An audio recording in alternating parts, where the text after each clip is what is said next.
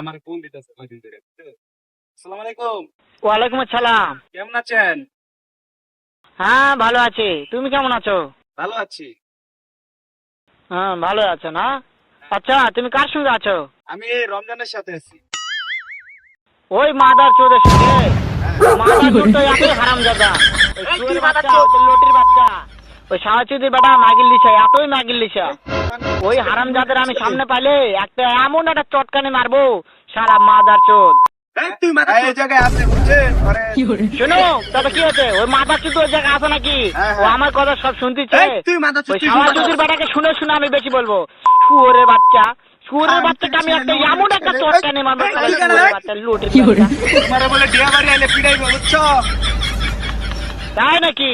এই শুয়োরের বাচ্চা তোমার আমার সাথে সবচেয়ে আমার পরিচালকরে বকা দেয়। শুয়োরের বাচ্চাকে তোর সামনে আমি বলে জায়গায় কান্না হাত ছিড়া ধরে তোর শুয়োরের বাচ্চাকে আমি চালাবো।